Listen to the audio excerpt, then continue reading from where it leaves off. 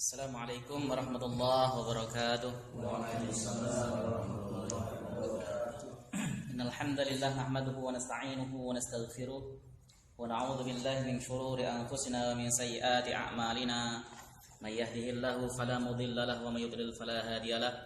Asyhadu an la ilaha illallah wahdahu la syarika lahu wa asyhadu anna Muhammadan abduhu wa rasuluhu la nabiyya ba'da. Allahumma shalli wa sallim wa barik ala hadzal nabiyil karim Sayyidina Muhammadin wa ala alihi wa sahbihi wa man tabi'ahu ila yaumiddin ma ba'du.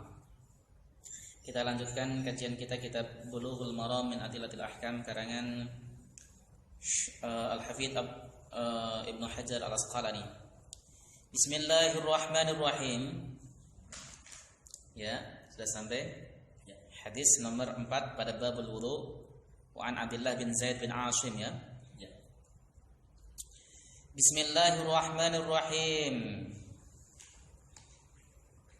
An Abdullah bin Zaid bin Asim, dari Abdullah bin Zaid bin Asim radhiyallahu taala anhuma, semoga Allah ridha kepada beliau berdua. Wa huwa al-Ansari al-Mazini min Mazin bin Najar wa huwa alladhi qatala Musailam al-Kadzdzab bi musyarikah. Ini beliau adalah sahabat Ansar Al-Mazini dari kabilah Mazin bin Najar, dan beliau orang yang telah membunuh Musailam Al-Kadzdzab, sang pengaku nabi palsu, namanya Abdullah bin Zaid bin Asim. An Abdullah bin Zaid bin Asim dari Abdullah bin Zaid bin Asim radhiyallahu taala anhuma, semoga Allah meridhai beliau berdua, fi sifatil wudu'i, di dalam menjelaskan tentang sifat wudu. Qala, beliau berkata, wa masaha Rasulullah sallallahu alaihi wasallam bi ra'sihi, dan Rasulullah sallallahu alaihi wasallam mengusap kepalanya. Fa aqbala bi yadayhi, beliau memulai mengusap kepalanya dari arah depan, gitu ya. Wa adbaro, dan beliau kemudian mengusap ke belakang, menjalankannya ke belakang, begitu. Muttafaq alaih, disepakati oleh Bukhari Muslim. Hadis ini sahih, disepakati oleh Bukhari Muslim. Wa fi lafdhin lahuma, di dalam lafaz yang lain, lahuma dari Bukhari Muslim juga, bada'a, Nabi sallallahu alaihi wasallam memulai bi muqaddami ra'sihi, dari depan kepala beliau, hatta dhahaba bihima ila qafahu, sampai beliau menjalankan tangannya, kedua tangannya tersebut, ila qafahu, sampai kepada tengkuknya. Kita ini kan tengkuk ya ini ya. Jadi prakteknya beliau begini nih. Ya, ini pertama mulai dari bada'a bi muqaddami ra'si begini, kemudian dijalankan sampai kepada tengkuknya. Tsumma raddahuma ilal makanil ladzi bada'a minhu, kemudian beliau mengembalikan kedua tangannya kepada tempat beliau memulai lagi di situ. Begitu. Ya. Jadi asalnya begini, dari sini depan ke belakang ke arah tengkuk, lalu kemudian beliau balikan lagi ke depannya lagi. Begitu ya. Kalau di dalam Kifayatul Akhyar, jika rambutnya lebat, karena di dalam zaman dahulu itu Nabi Shallallahu alaihi wasallam dan para sahabat rambutnya itu panjang-panjang. Ya, rambutnya banyak gitu. Kalau Pak Yoyon kan rambutnya sedikit. Kalau rambut banyak begitu, supaya kena semuanya dari depan, belakang, kemudian dibalik, supaya bahasan-bahasan yang ada di tangan ini juga kebahasa semuanya. Kalau dalam Kifayatul Akhyar nanti akan dijelaskan bagaimana cara, begitu ya. Jadi beliau dari sini ya, nanti kemudian begini nanti, itu di hadis berikutnya. Ya, saya jelaskan dengan syarahnya dari kitab Misbahul Dhulam karangan Syekh Muhammad Muhajir Amsar Al-Bakasi.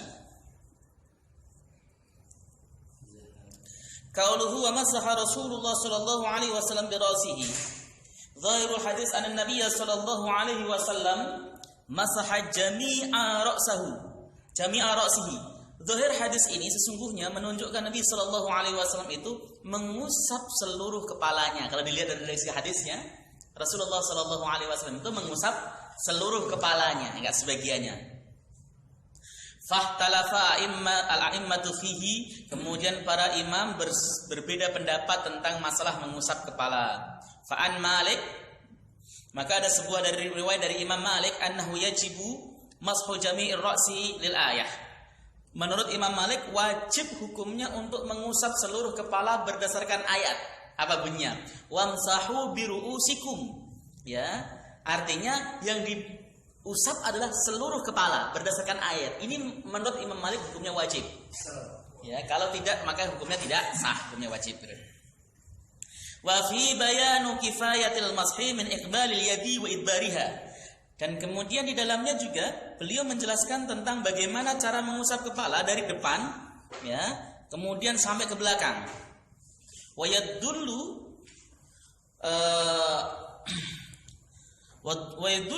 sarahatan ala mashi jami'ir ra'si, dan ini menunjukkan secara jelas mengusap seluruh kepala. Begitu. Wa an Abi Hanifah, dan dari Abu Hanifah Imam Hanafi, annahu yajibu mashu rubu'ir ra'si bidalalati annal ba'a fil ayati lil ilsaq fa ilsaqwa bi musy'arun bi annahu rubu'uhu. Menurut Abu Hanifah yang dibasuh itu cuman 1/4 kepala. 1/4 kepala. Gitu kan? 1/4 berarti enggak lah, 1/4 itu segini.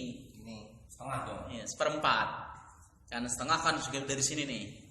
Jadi segini cukup 1/4. Abu Hanifah. Itu wajib hukumnya. Kenapa? Yang orang banyak gini doang ya. Nah, itu nanti Imam Syafi'i. Oh, Syafi'i. Ya.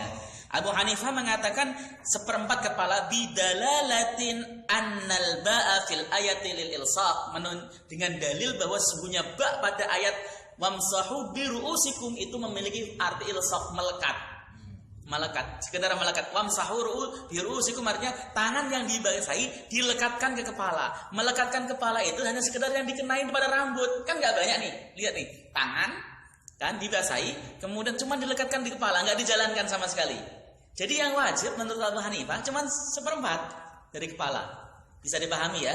Bisa dipahami. Wa 'ani Syafi'i, dan dari Imam Syafi'i annahu ba'dhu ra'si lisubuti anna Nabiy sallallahu alaihi wasallam masaha bi nasiyatihi. Dan dari Imam Syafi'i sesungguhnya beliau mengatakan yang wajib itu mengusap sebagian kepala, sebagian bukan setengah. Ba'dhu itu sebagian. Kenapa? Karena ada hadis yang sabit dari Nabi Shallallahu Alaihi Wasallam, beliau itu mengusap ubun-ubun beliau ketika sholat, ketika wudhu. Wal hadis al-warid ala nasiyati Shallallahu Alaihi Wasallam wa ala amamatihi dalun ala wujubi masih jami' ra'si aw ba'dihi kama sayati. Hadis yang menunjukkan, ya, yang datang tentang mengusap ubun-ubun Nabi Shallallahu Alaihi Wasallam, dan beliau mengusap amamahnya, serbanya, itu menunjukkan wajibnya membasuh seluruh kepala atau sebagiannya, sebagaimana akan dijelaskan nanti.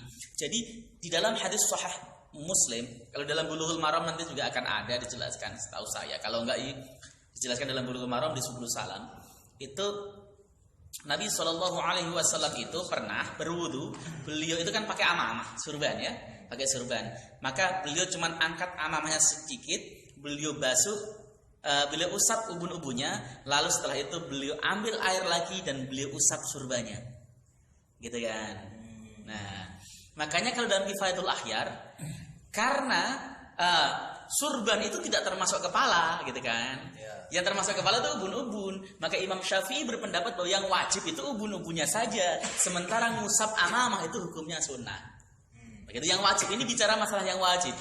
Ya, wajib. Ini tidak berbicara masalah apa yang dilakukan oleh Nabi Shallallahu Alaihi Wasallam. Istimbat imam adalah mana yang batas minimalnya, minimal wajib yang harus dibasuh. Kalau kita mau mendapatkan sunnahnya, jelas bahwa kita basuh semua, usap semuanya. Itu dapat sunnahnya. Kenapa? Karena al-khuruju minal khilaf mustahab. Keluar dari perbedaan para ulama itu hukumnya sunnah, mustahab, disukai. Misalnya kalau kita pakai wudunya Al-Imam Asy-Syafi'i misalnya dengan hanya mengusap ubun-ubun saja, ya, itu wudu kita tidak sah menurut Imam Malik dan menurut Abu Hanifah. Tidak sah menurut dua imam. Oleh sebab itu, jika kita mengusap semua kepala kita sampai seluruhnya habis, maka wudu kita sah menurut Syafi'i, sah menurut Malik, sah menurut Abu Hanifah, dan sah menurut Imam Ahmad.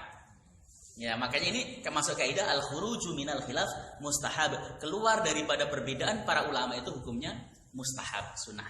Tapi bukan berarti mengingkari pendapat. Bukan, bahkan Al-Imam Asy-Syafi'i di dalam kitabnya mengatakan bahwa ngusap semua kepala itu sunnah. Tadi dikatakan gitu kan, nggak wajib. Ini kan hanya sekedar menetapkan batas minimal yang harus dibasuh itu mana. Kalau Imam Malik mengatakan semuanya, karena ayat mengatakan wamsahu biru'usikum, harus semua kepala kata Imam Malik. Abu Hanifah istilahnya beda. Lu itu bikin ilsaq, melekat, nempel. Ilsaq itu, ba itu setahu saya faedahnya ilsaq, ada kemudian ta'diyah, muta'addi, ada kemudian ba itu ziyadah, ya. Nah, ini ba ini memiliki faedah ilsaq, melekat. Ilsaq pun ada dua, ilsaq majazi dan ilsaq hakiki. Ini ilsaq hakiki yang betul-betul melekat. Ketika kita basahi tangan, basah, kemudian kita lekatkan di kepala. Yang pas dipegang itulah yang wajib. Ya kan?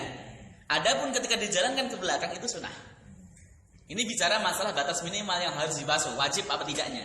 Imam Syafi'i juga sama, minimal kepalanya diusap. Sebagian itu bisa besar, bisa kecil, bisa banyak, bisa sedikit, tapi minimal sebagian diusap. Adapun kalau mengusap seluruh kepala itu hukumnya sunnah. Itu mantap Syafi'i juga. Ya, afdal. Nanti kalau mencorong di mahsyar itu mencorongnya gitu. Kalau sedikit kan gitu kan. Ini bedanya yang atas sama yang bawah. Kalau yang atas dia cuma ke belakang doang. Nanti. Oh, Pak. Nah, ini yang sudah dibaca hadisnya. Hadisnya dibaca. Jadi riwayatnya dua sebenarnya. Yang di atas itu hanya menjelaskan bahwa memulai dari depan ke belakang. Tidak ditarik lagi ke depan. Sementara dalam Bukhari Muslim yang lain itu diterangkan setelah sampai belakang dibalikan lagi ke depan, tapi tanpa membalik. Ya, tanpa membalik tangan. Sebenarnya ini cukup. Sebenarnya aslinya cukup. Mengusap begitu ke belakang itu cukup jika memang rambutnya itu pendek. Itu kan diterangkan dalam kitab Kifayatul Akhyar. Jika rambutnya itu tidak panjang, pendek seperti rambut kita itu, cukup sekali ke belakang cukup. Nah, saya tadi bilang bahwa diaman Nabi SAW rambut itu panjang-panjang semuanya. Bahkan Nabi SAW rambutnya sampai gini, nutupin telinga. Iya kan? Nutupin telinga. Maka pada saat itulah disunahkan dari depan ke belakang, dibalik lagi ke depan. Itu pun kata kitab Kifayatul Akhyar, tangannya dibalik. Ya, supaya ini air baru kena set. Ini yang belakang sampai batas tengkuk, ya, batas tengkuk. rambut terakhir ya. Iya, tengkuk sampai tengkuk. Seperti itu kalau kita mau mendapat sunnah wudu. Itu yang disebut asbaghul wudu, menyempurnakan wudu. Wudu itu kalau mau sempurna itu harus jangan hanya yang fardu saja, tapi yang sunnahnya juga dikerjakan, bahkan yang afdal pun dikerjakan. Termasuk kita kan jarang untuk tasbih. Tangan gini-gini itu tasbih Di awal. ya. Kalau tahlil di sela-sela, seperti jari kaki di sela-sela. Di sela-sela habis tahlil ditasbih juga. Oh gitu kan? Iya, dianyam. Saya cuma ini aja. Ya itu sela-sela itu sunnah. Gitu. Sunnah lagi tasbih. Tasbih lagi itu sunnah. Seperti itu. Nanti Kifayatul Akhyar udah sampai belum ya babnya ya? Belum. Insyaallah nanti sampai lah. Sabar. Kita lanjutkan. Hadis nomor ini kan lagi di live. Sebentar. Wa anil Hanabilah riwayatani dari Waalaikumsalam. Dari mazhab Hambali itu ada dua riwayat. Yang pertama, muwafiqun li Syafi'i, sepakat dengan Imam Syafi'i, cuman sebagian kepala saja. Terus yang kedua, itu muwafiq lil Malik, sepakat dengan Malik, seluruh kepala. Maka menurut saya tadi kaidah fikih itu benar. Al-hurujul minal khilaf mustahab. Keluar dari perbedaan para ulama itu mustahab. Mustahab itu sunnah. Gitu kan. Pokoknya apapun kalau ulama berdebat mending kita keluar dari perdebatan itu. Seperti saya contohkan kemarin waktu saya bilang, zakat itu Abu Hanifah memperbolehkan zakat dengan fulus, dengan uang. Boleh. Boleh loh ya? Bil qimah itu boleh, bil fulus boleh menurut Abu Hanifah. Karena lebih manfaat dibanding dengan makanan pokok. Akan tetapi menurut Syafi'i tidak sah. Zakat fitrah, zakat apapun bil qimah itu tidak sah. Ya. Harus zakat fitrah apalagi dengan makanan bahan pokok ya. begitu. Fitrah aja kan. Iya. Kalau zakat mal Zakat mal juga tidak boleh dihargai dengan harganya. Bikimah itu nggak boleh, harus dengan hartanya tersebut. Gitu. Misalnya contoh, saya punya padi di gabah di sawah, ya 1 hektar. Sebelum saya potong, saya kira-kira atau setelah dipotong ditimbang ternyata bobotnya adalah 3 atau 4 ton misalkan. Saya keluarkan zakat pakai duit saya, itu tidak sah. Safi. Ya karena nilainya. kalau dijual, dijual. Ya kalau dijual harus dari duit itu tadi. Gitu kan. Kalau kita biasanya ada yang gini nih, udahlah daripada nanti repot-repot saya keluarin zakatnya dulu. Pakai duit saya di rumah nggak boleh, harus pakai yang ada di situ. Harus dijual dulu. Nah, seperti itu.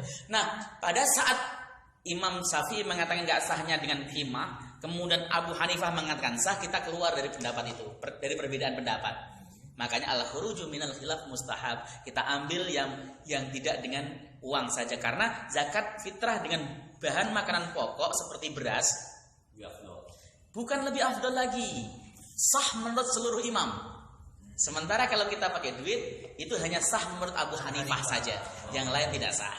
Seperti itu loh maksudnya Kalau ibadah. zakat mal kan kita pegawai tak banyak. Berarti uang kan zakat. Ini bukan bahasan zakat, nanti aja. Nanti kalau sudah sampai bahas zakat saja. Ini bab wudu, ini itu contoh menjelaskan al-khuruju minal khilaf mustahab. Ini juga beda nih Syafi'iyah. Wis, harus disela-sela. Syafi'iyah. Kalau masalah jenggot, Imam Nawawi mengatakan memang makruh memotong habis, kayak saya itu makruh, kayak itu juga makruh. Menurut Imam Nawawi ya. Tapi menurut Imam Ahmad bin Hanbal nggak apa-apa lah, nggak sabi. Ya, cuman persoalannya nggak seperti antum, karena dipotongnya itu rapi sehingga kelihatan bibirnya merah-merahnya itu kelihatan. Kalau udah ketutupan begitu udah nggak kelihatan ya. Terlalu gondrong. Lanjut. Potong udah. Wa Abdullah bin Amr, dari Abdullah bin Amr. Abdullah bin Amr bin As ini anaknya dari gubernur Mesir. Fi sifatil wudu'i, di dalam menjelaskan masalah sifatul wudu'.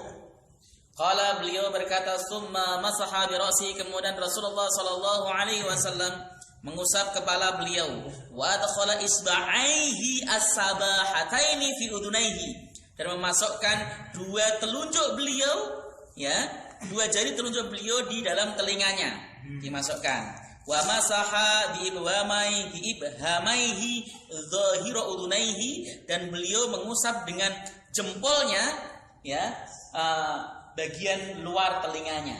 Bisa bayangkan? Rawahu Abu Dawud wan Nasa'i wa sahahahu Ibnu Khuzaimah. Diriwayatkan Abu Dawud dan Nasa'i dan disahihkan oleh Ibnu Khuzaimah. Saya bacakan syarahnya dulu.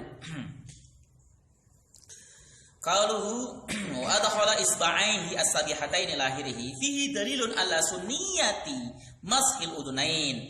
Di dalam hadis ini menunjukkan kesunahan untuk mengusap 2 telinga tadi, mengusap 2 rambut ke belakang. Nah, beliau dilihat wa adkhala, setelah beliau mengusap kepala beliau memasukkan Ke jari lubang. jari telunjuknya, kemudian beliau menjalankan jempolnya di lehernya begitu, jempolnya. Iya. Yang telunjuk diam aja. Ya, sebenarnya Jangan aja. sini. Di dalam telunjuk. Telunjuk di dalam. Iya, maksudnya diam apa? Ya.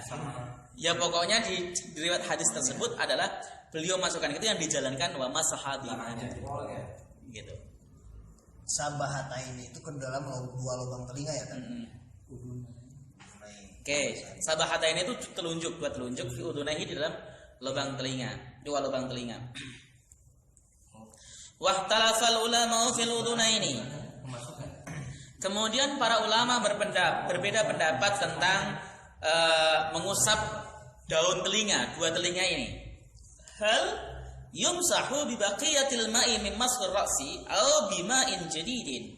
Apakah telinga tersebut itu dibasuh dengan sisa air dari usapan kepala, ataukah dibasuh dengan diusap dengan air baru? Itu berbeda pendapat para ulama. Di sini nih, seru.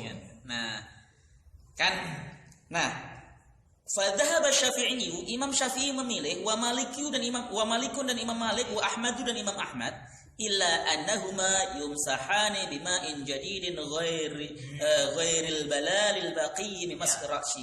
Baru. Ya, menurut 3 imam ini Syafi'i, Malik, Ahmad, sesungguhnya dua telinga tersebut dibasuh dengan air yang baru, bukan basah-basahan dari bekas usapan kepala. Itu menurut tiga madhab.